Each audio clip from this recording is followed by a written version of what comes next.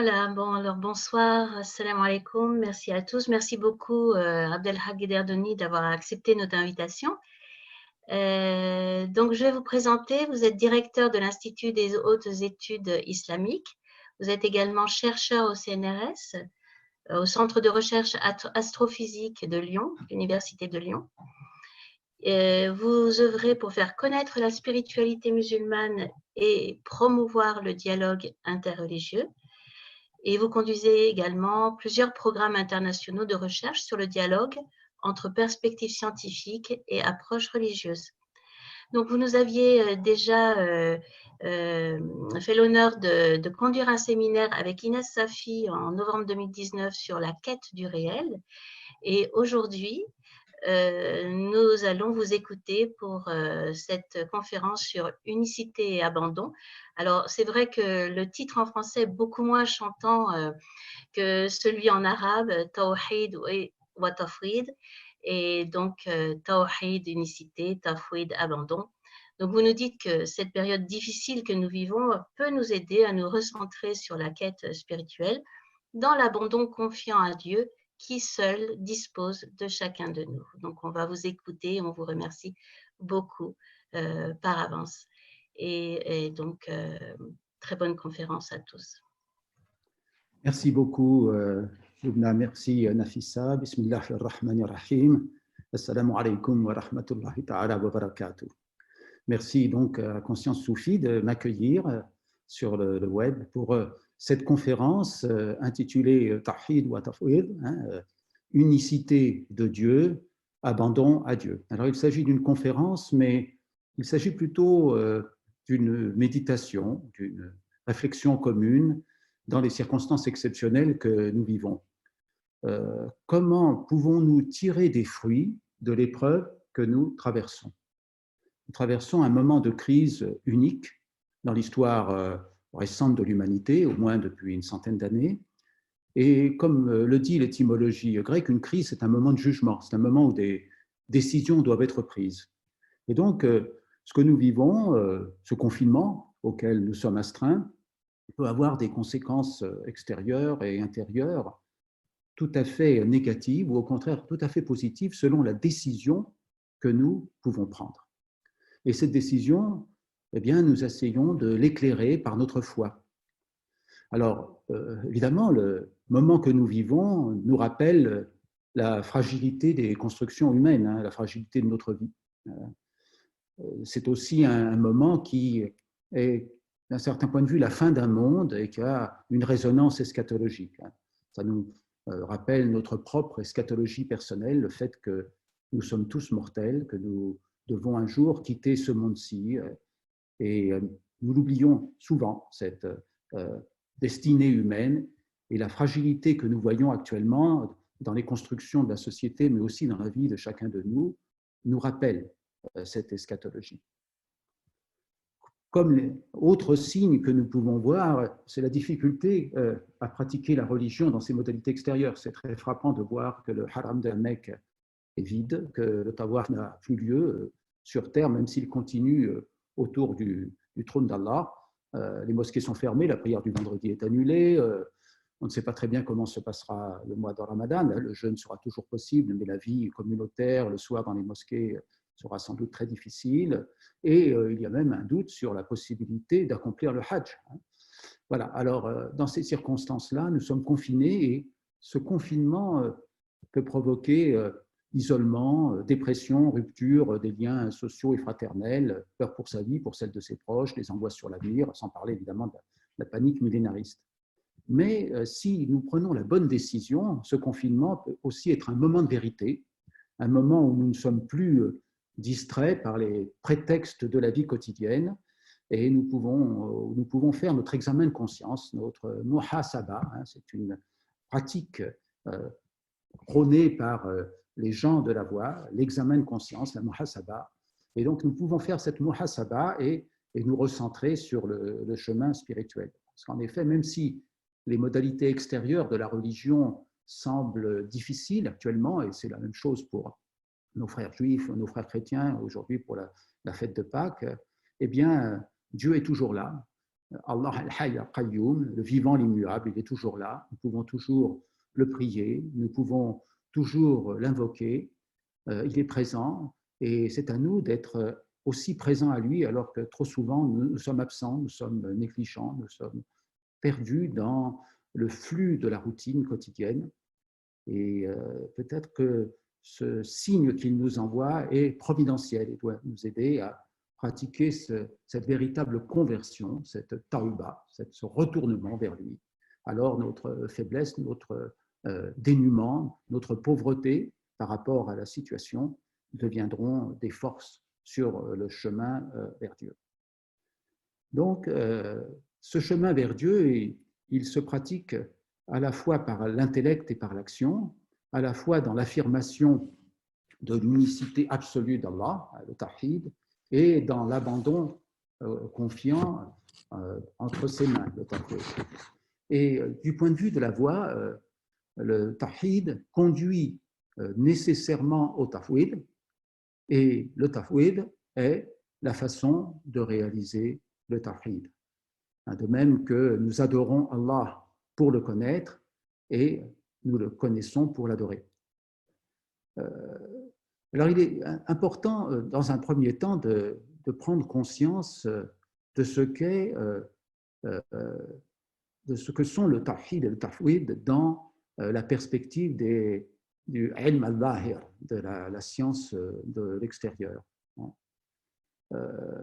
Dans la science de l'extérieur, la science des ulama al-zahir, bien sûr, Allah est unique, il est tout-puissant, l'issue de nos actes n'appartient qu'à lui, mais nous sommes les acteurs de nos actes. Le mal qui nous arrive est là pour nous faire expier nos péchés et certains considèrent peut-être que l'épidémie qui frappe l'humanité est un châtiment divin pour les péchés que nous avons commis.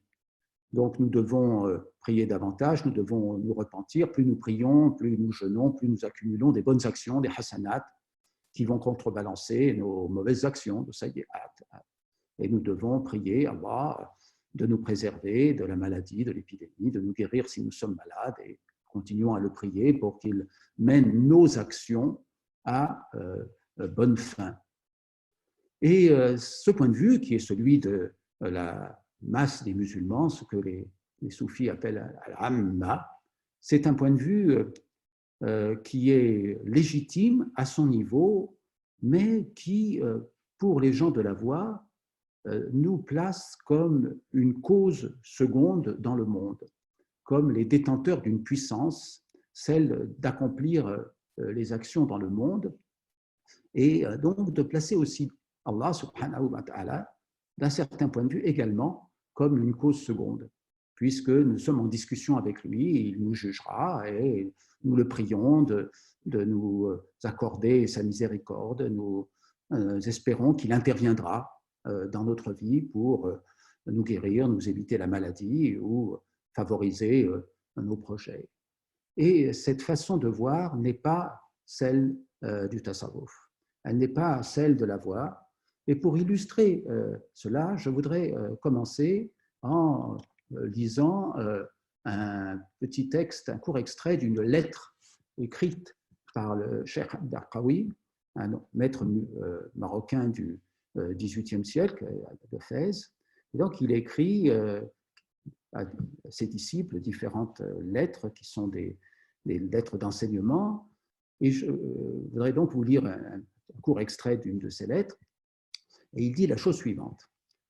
À nos yeux, l'invocation ne consiste pas en ce que l'homme dise toujours Allah, Allah, qu'il prie et qu'il jeûne, et qu'à l'heure où un malheur le frappe, il cherche à droite et à gauche des remèdes ou qu'il désespère de ne pas en trouver. Chez les hommes qui ont réalisé al-haq, la vérité, qu'Allah soit satisfait d'eux, l'invocation exige que l'invocant se conforme aux lois rigoureusement prescrites, dont la plus importante est l'abandon de ce qui ne le concerne pas, en toute heure. Alors, si son Seigneur se fait connaître à lui, s'il se révèle à lui par l'un de ses noms de majesté ou de beauté, il le reconnaîtra et ne l'ignorera pas. C'est cela l'invocation véritable chez ceux qui invoquent Allah et non l'état de celui qui est continuellement occupé par le culte d'Allah et qui, lorsque le Seigneur se révèle à lui sous quelque forme contraire à son désir, ne le reconnaît pas. Comprends cela et qu'Allah nous enseigne à nous. Voilà.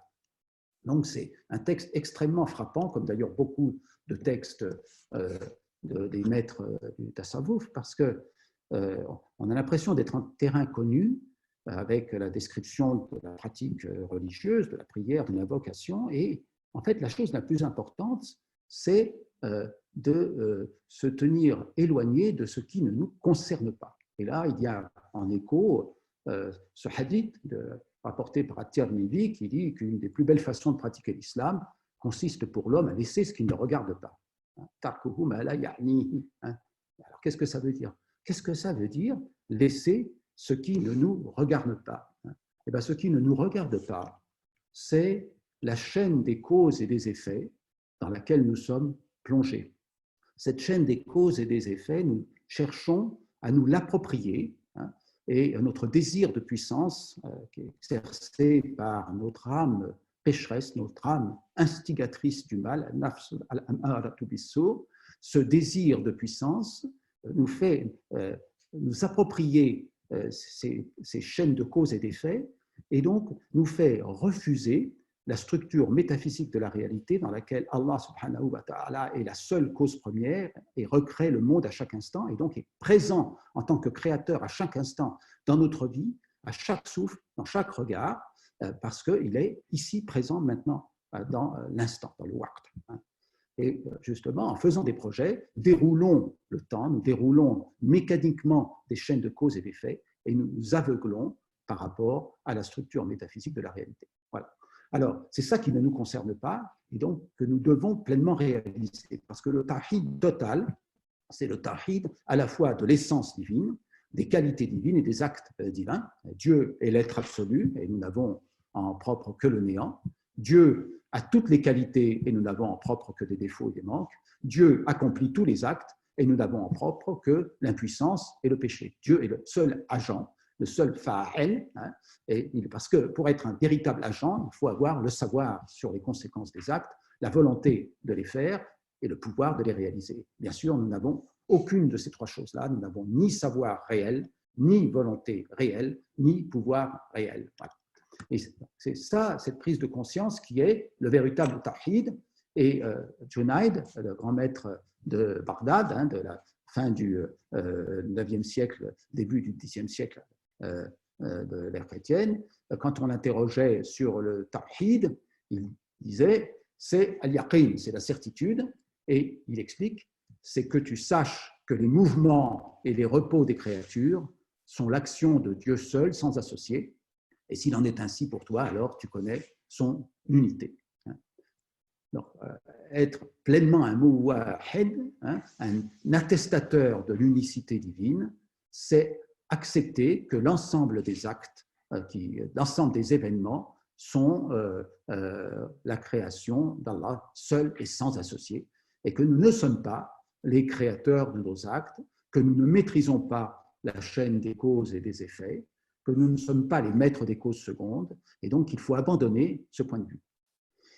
Junayd, dans un autre texte, explique qu'il y a 4 sortes de muwahhidoun, d'attestateur de l'unicité divine.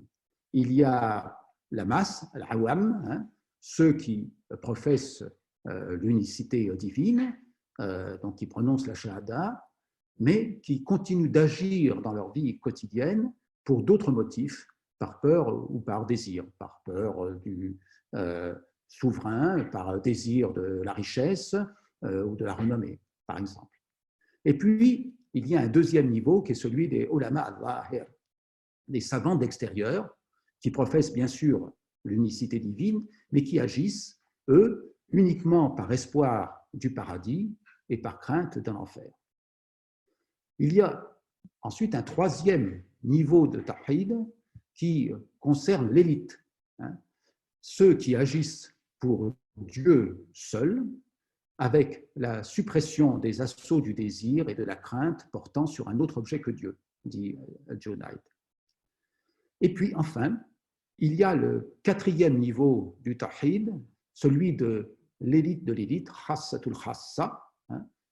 Il concerne ceux qui sont tellement immergés dans l'adoration qu'ils n'ont plus conscience d'agir par eux-mêmes. Et Junayd décrit l'état de ces élus-là comme se tenant devant Dieu, je cite Junayd, sans qu'un tiers s'interpose, comme une forme vide ou un corps inerte, Shabah, se laissant gouverner par les actions que Dieu exerce librement sur lui.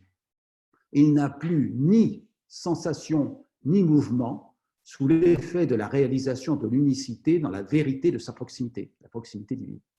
Cela signifie que le serviteur est retourné à son état initial, à Waluhu, son état principiel, et, dit Junayd, il est alors tel qu'il était avant qu'il ne soit. Donc vous voyez l'exigence posée par Junayd pour le cheminement sur la voie, pour passer de l'état du ilm al-bahir, de la science extérieure dans laquelle j'espère que nous sommes, d'œuvrer par obéissance d'Allah pour l'espoir du paradis, la crainte de l'enfer, mais à la volonté d'œuvrer uniquement pour l'amour d'Allah et même d'œuvrer sans avoir conscience de notre séparation d'Allah dans la mesure où nous sommes complètement pénétrés par la vérité de sa proximité, comme le dit Junayd. Je passe rapidement sur les aspects théologiques des actes humains. Je sais que ce sont des questions qui reviennent parce qu'il n'y a pas de solution logique. Si Dieu est tout-puissant, nous ne pouvons pas être créateurs à côté de Dieu. Donc, qu'est-ce que la liberté humaine? Dieu seul est absolument libre et nous sommes relativement libres. Alors, il y a eu beaucoup de débats dans la théologie musulmane. La doctrine ash'arite prétend résoudre ça avec la doctrine du qasm, de l'acquisition des actes créés par Dieu, mais en fait, c'est une solution logique, mais ce n'est pas une solution qui est satisfaisante ni métaphysiquement ni spirituellement, parce que bien évidemment, Allah sait qui va acquérir et qui ne va pas acquérir les bonnes actions ou les mauvaises actions, et donc il est lui aussi le créateur de cette acquisition. Donc, ce qui nous est demandé, c'est une rupture radicale de point de vue, se libérer du découpage de la réalité en chaîne de causes secondes, découpage qui est fait par notre âme calculatrice et impérieuse. Et en fin de compte, nous sommes perdus dans cette chaîne de causes et d'effets, et nous nous trouvons finalement, comme le dit Ata Allah al-Iskandari, le maître égyptien de la fin du XIIIe siècle, début du XIVe siècle, nous sommes ainsi tel l'âne qui fait tourner la meule et dont le point d'arrivée est toujours le point de départ. Et c'est la sensation que nous avons souvent, que notre vie est une sorte de tourbillon sans fin, de routine qui ne mène nulle part. Et il est important de prendre appui sur cette rupture de la routine, cet arrêt de la meule que le confinement provoque pour prendre un autre départ et nous remettre vraiment entre les mains d'Allah, subhanahu wa ta'ala, en cohérence avec notre foi. Et cette épreuve que nous subissons peut être tout à fait profitable si elle nous rappelle notre faiblesse ontologique, elle nous fait prendre conscience de notre pauvreté totale envers Allah et elle interrompt cette faculté calculatoire que nous avons en nous et nous permet de nous retourner vers Dieu dans une tauba, dans un retournement, une conversion véritable. Alors évidemment, prendre conscience que nous ne sommes pas les auteurs de nos actes, c'est un choc. C'est même un choc dangereux. C'est pour ça que le soufisme est une voie réservée à la minorité. Il y a de grands dangers, parce que cette compréhension, si nous l'avons vraiment au moins au niveau intellectuel, comme au niveau de ilm al-yaqin, elle peut nous amener à de très nombreuses erreurs. Et évidemment, à ce niveau-là, l'assistance d'un maître sur la voie est nécessaire pour qu'il puisse nous guider et nous éviter de tomber dans des fossés qui se trouvent de part et d'autre de la voie. Évidemment, si Dieu crée tous nos actes. Il peut y avoir la tentation, par exemple, de dire qu'il n'y a plus ni bien ni mal, hein, et qu'il y a donc la possibilité de tout faire. Ça a été une tendance au sein de l'histoire de la pensée musulmane ou de la pensée chrétienne. Il y a des gens qui ont donné ces conclusions. Ce n'est pas la conclusion du soufisme. Ce n'est pas la conclusion du soufisme. Il peut aussi y avoir le quiétisme, par exemple. L'idée que si Dieu fait tout, c'est lui qui est à l'œuvre et nous n'avons rien à faire. En fait, pas du tout. Dans la voie du soufisme, nous devons rester actifs. Nous devons rester actifs, mais sans avoir l'illusion que nous nous approprions nos actes et que nous sommes les responsables ou les co-créateurs de nos actes. Alors, donc, le maître est important pour pouvoir éviter les dérives, hein, soit par absence d'action, soit par exagération dans l'action, hein, ces dérives qui peuvent résulter d'une mauvaise compréhension de la vérité métaphysique, que Dieu seul est créateur de nos actes et que nous devons donc lui remettre la gestion de notre vie, ce qui est le sens du verbe fawwada, hein, remettre. Dieu est le mandataire de notre vie. Alors évidemment, quand on prend conscience intellectuellement de cette vérité métaphysique, on est assez désorienté parce que nous ne voyons pas Allah créer le monde. Nous ne voyons pas l'action d'Allah. Nous voyons le monde, mais nous ne voyons pas l'action d'Allah comme créateur dans le monde. Nous voyons des effets comme étant produits par des causes, et même la science explore cet enchaînement de causes et d'effets. Pourtant, nous savons que Allah est là et qu'il est maintenant tel qu'il était quand il n'y avait rien avec lui. Hein. C'est une fameuse hikmah de Ibn Ata'Allah al-Iskandari. Hein. Dieu était rien avec lui et il est maintenant tel qu'il était. C'est-à-dire qu'il n'y a rien de changé avec la création. Mais nous ne voyons pas ça. Nous voyons la création, nous voyons la manifestation du monde et en fait, Dieu n'est pas voilé. Dieu n'est pas voilé, c'est notre cœur qui est voilé, ce sont nos yeux qui sont voilés. Et en fait, c'est même une manifestation de la toute-puissance divine qu'il arrive à se voiler par quelque chose qui n'a pas d'existence avec lui. C'est une autre hikmah de Ibn Ata'Allah al-Iskandari, parmi les signes de la toute-puissance divine, le fait qu'il se voile à toi par ce qui n'a pas d'existence avec lui. Donc, ce qui nous voile à lui, parce que lui n'est pas voilé, mais c'est nous qui sommes voilés, c'est une illusion. C'est l'illusion que nous avons d'être indépendants et de subsister par nous-mêmes, de ne pas être vraiment en dépendance totale vis-à-vis d'Allah.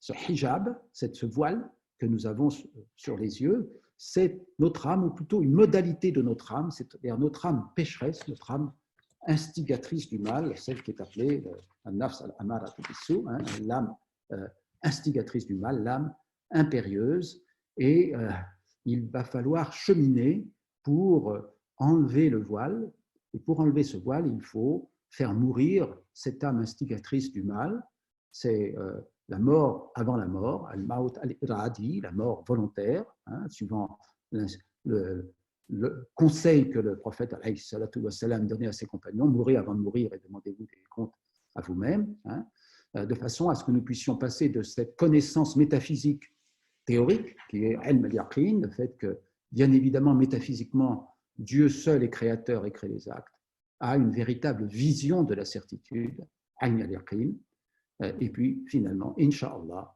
à la réalisation pleine et entière de cette certitude, haqq al-yaqin, selon la modalité que Junayd décrivait. Comment enlever le voile? C'est tout le problème du soufisme, puisque ce voile n'a pas d'existence. Comment peut-on enlever quelque chose qui n'a pas d'existence? Comment peut-on vaincre cette illusion cosmique?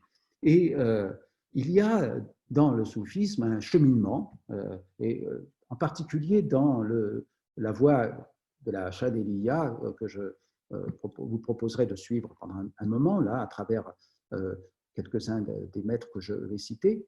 Il y a une sorte de prise de conscience par étapes, de cheminement par étapes qui doit nous aider à mettre en œuvre cette prise de conscience du tawhid véritable, c'est-à-dire de l'unicité d'Allah du point de vue de l'essence, des qualités et des actes.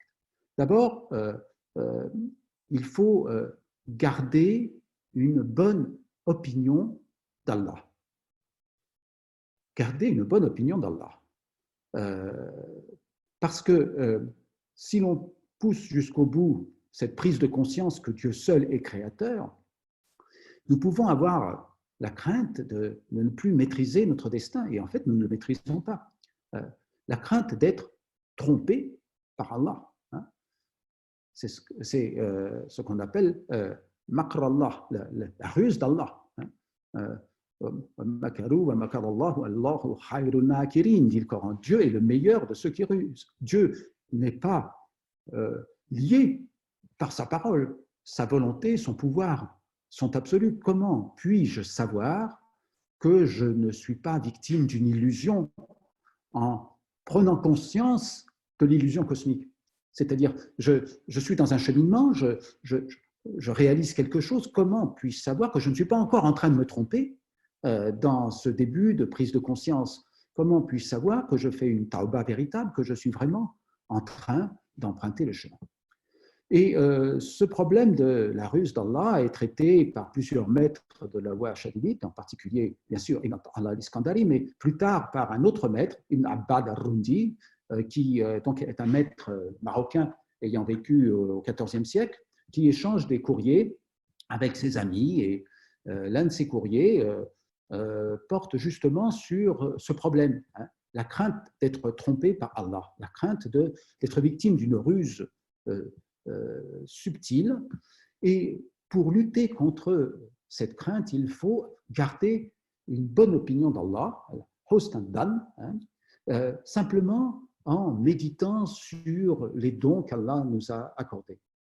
Allah nous a accordé la naissance, l'être, il nous maintient dans l'être en nous sustentant, il a fait de nous des croyants, des musulmans, il nous a amenés à avoir envie de nous rapprocher de lui à travers le soufisme. Il nous fait nous réunir en son nom pour des méditations comme celles que nous avons aujourd'hui ou pour des moments d'invocation. Donc, Allah nous a déjà témoigné beaucoup de bonté. Et cette bonté doit nous amener à de la reconnaissance à son égard. Et donc, avoir une bonne opinion de lui. Il est Arham ar-Rahimin, le plus miséricordieux des miséricordieux.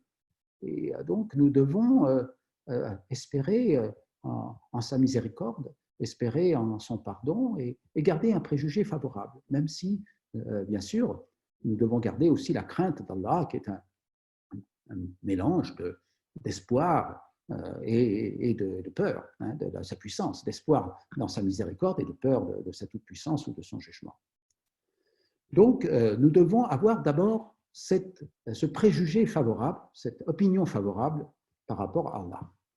Ensuite, l'autre aspect important, c'est que nous devons apprendre à nous comporter de la bonne façon vis-à-vis d'Allah, ce que les maîtres appellent husn al-adab, hein, le bon comportement vis-à-vis d'Allah. Alors, il y a une fameuse citation de Abu al-Abbas al-Mursi dans l'ouvrage de Ibn Allah al-Iskandari, la Ta'if al-Minan.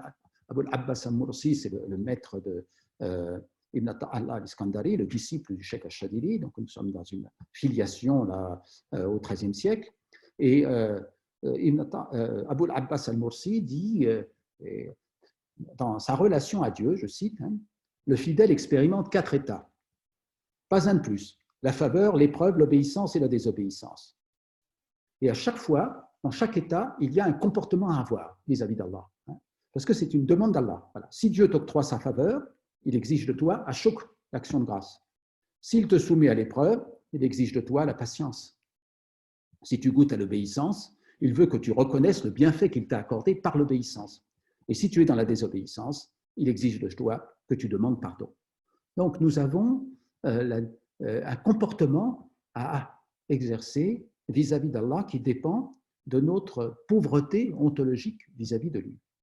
Et en fait, tout est don d'Allah, tout est rizq, hein, tout est don d'Allah, le don comme la privation.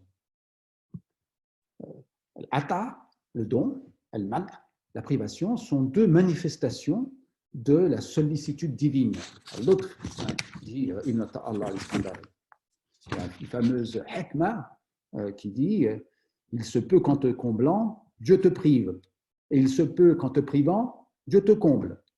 Si en effet, en te privant, il t'ouvre la porte de l'intelligence, alors la privation devient elle-même un don.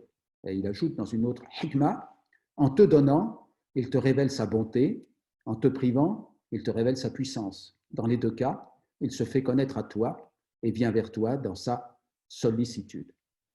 C'est une attitude fondamentale à avoir, c'est-à-dire que nous sommes entre les mains d'Allah et tout ce qui nous arrive est un don, c'est une miséricorde, c'est un risque, que ce soit le don par ajout ou le don par soustraction. Et c'est évidemment beaucoup plus difficile pour nous de voir le don dans la soustraction que le don dans l'addition. Et pourtant, nous devons apprendre à voir ce don dans la soustraction. Actuellement, nous sommes beaucoup en soustraction. Nous ne pouvons plus bouger, nous ne pouvons plus faire ce que nous faisons d'habitude. Pour beaucoup d'entre nous, nous sommes séparés des gens que nous aimons, de notre famille, de nos proches.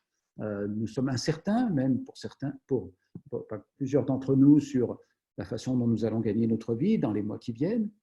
Et tout cela, nous devons essayer de le vivre comme un don d'Allah, comme une épreuve qui nous apprend quelque chose. Alors évidemment, ce n'est pas facile. Ce n'est pas facile, hein. Certes, ce n'est pas facile. Et dans cette perspective-là, puisque tout est don, nous devons laisser tomber la gestion de nos affaires. Nous devons arrêter de faire des projets parce que les projets alimentent l'appétit de l'âme instigatrice du mal. Donc, il y a ce fameux ouvrage de Ibn Allah al-Iskandari qui s'appelle « L'illumination en laissant tomber la gestion des affaires ». Al-Tanwir fi Isqat al-Tadbir.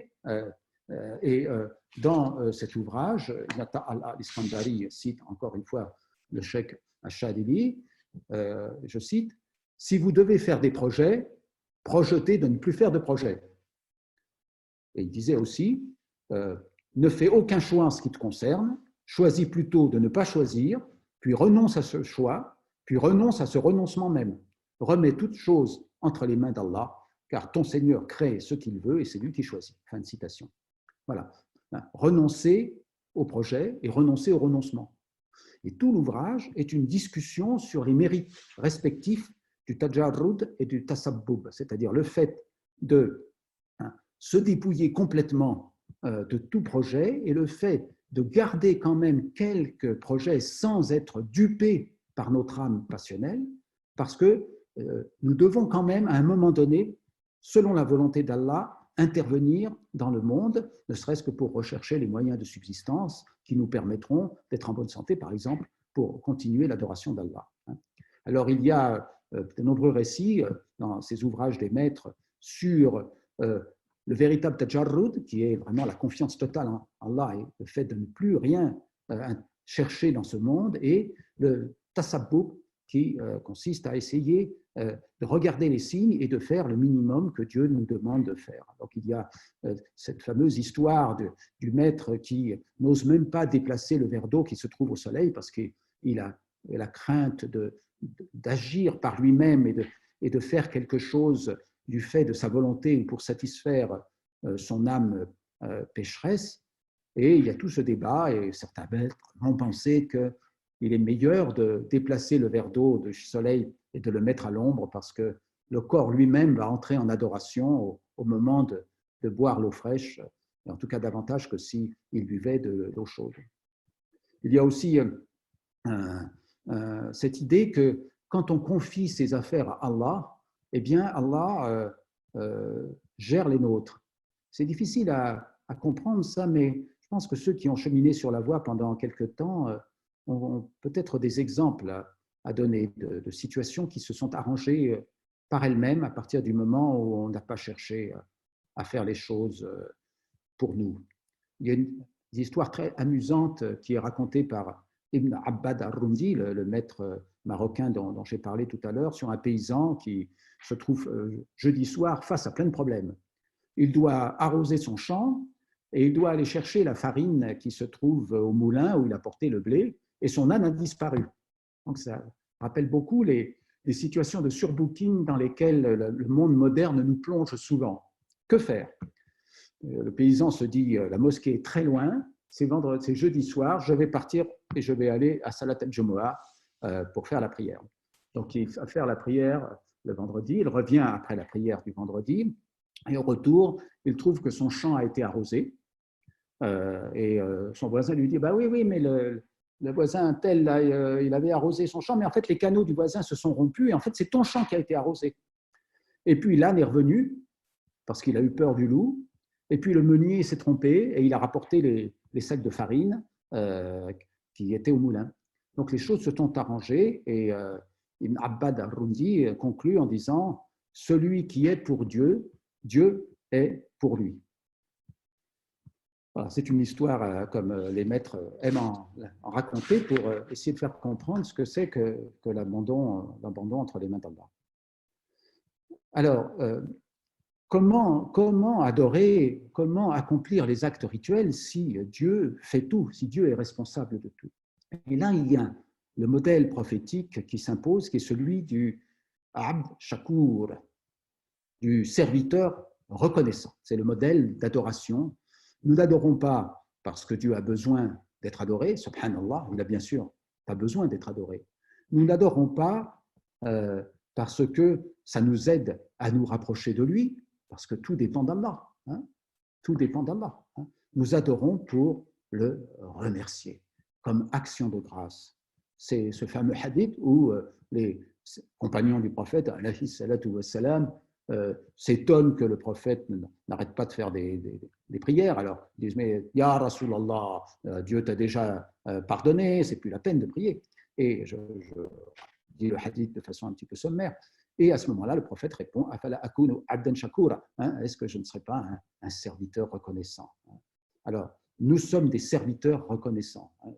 Nous n'avons été créés par Allah que pour son adoration, selon le verset du Coran. Nous devons être des ibad, nous devons assurer le service des ibadat, le service d'adoration, et nous devons réaliser la ubudiyya, la pleine servitude par rapport à celui qui seul est Seigneur, celui qui a tout, alors que nous n'avons rien, nous sommes des pauvres envers lui, al-fuqara ilallah, et lui seul est ani alamin, c'est-à-dire riche et indépendant des mondes. Voilà. Alors évidemment, nous disons, pour dire, mais comment est-ce que je sais que Allah me répond que je suis dans la satisfaction d'Allah, et le fait même que nous prions, c'est un témoignage de la satisfaction d'Allah. Le fait de prier est un miracle. Le fait de pouvoir accomplir cette action d'adoration et donc d'obéir à l'injonction divine, c'est un miracle. Ibn Allah al-Iskandari dit, comme récompense à ton obéissance, il suffit que t'en aies jugé digne, que Allah t'en ait jugé digne. Voilà. Alors, dans cette perspective du serviteur reconnaissant, du Abd Shakur, nous ne nous désolons pas des péchés passés, nous ne demandons pas les épreuves, mais nous les subissons avec patience si nous les avons.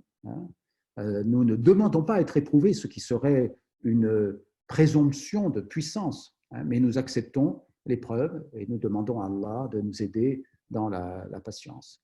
Et donc, cette voie du Abd Shakur, c'est une voie de contemplation dans l'action, de muhasaba et de muraqaba. Le muhasaba consiste à se demander des comptes à soi-même, et la muraqaba à se surveiller, mais plutôt à surveiller la présence d'Allah en nous, à surveiller l'action d'Allah dans le monde.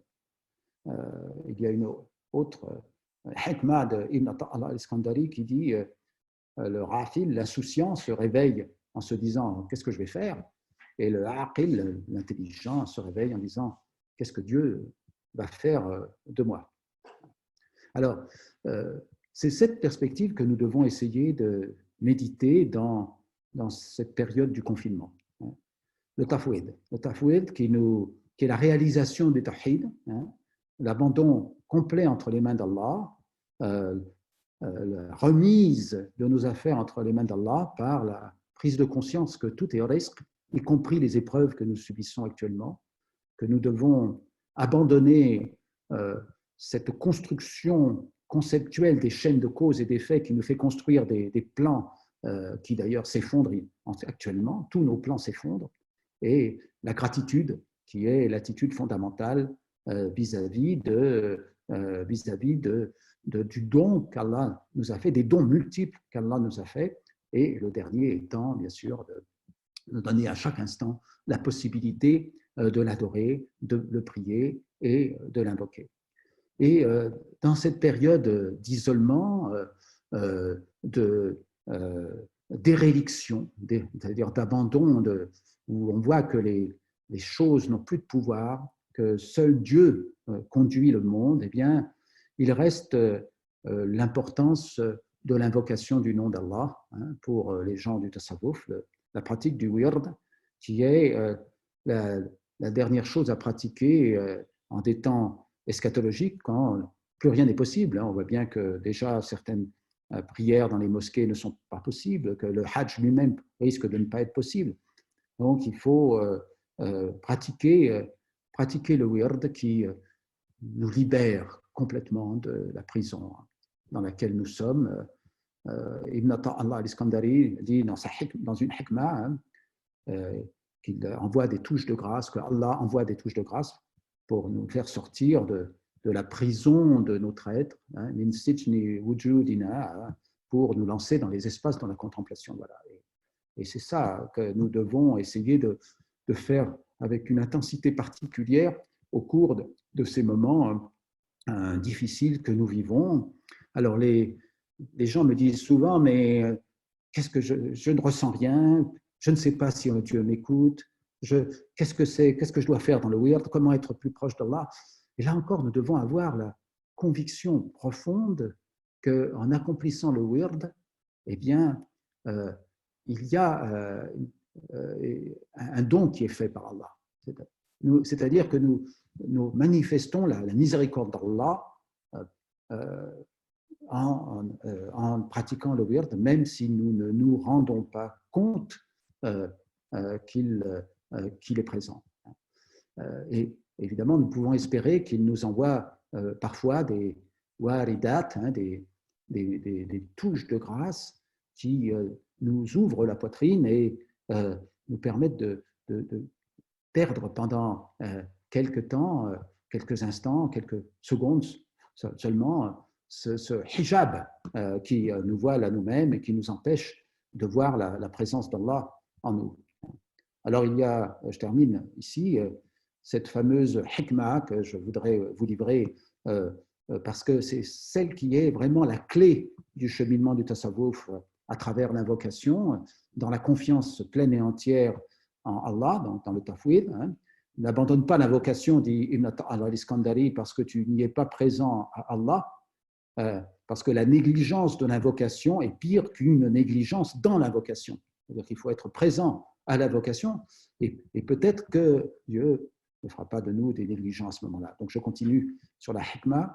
Il se peut que Dieu t'élève d'une invocation faite avec négligence vers une invocation faite avec vigilance, puis d'une invocation faite avec vigilance vers une invocation avec une présence, hudur, la présence d'Allah, puis d'une invocation avec une présence vers une invocation où tu es absent à tout autre que al-madkour, l'invoqué. Et Allah al-Iskandari conclut en disant un verset du Coran, wa ma dalika alallahi bi aziz, et ce n'est pas difficile à Allah. Voilà, chers frères et chères sœurs, hein, que Dieu vous préserve et nous préserve dans cette épreuve, hein, et qu'il nous aide donc à travers cette épreuve à progresser vers lui. Et donc nous l'invoquons pour qu'il fasse de notre isolement l'occasion d'un retour vers lui, de notre séparation l'aiguillon d'un amour renouvelé pour nos maîtres, nos frères, nos sœurs, et de nos inquiétudes, un détachement de ce bas monde que nous devrons abandonner de toute façon. Un détachement de ce bas monde et l'envie de rencontrer le Seigneur. Et que cette incertitude sur l'avenir nous aide à renforcer notre tahwid, notre abandon actif entre ses mains bénies. Amin. Assalamu alaikum wa rahmatullahi ta'ala wa barakatuh.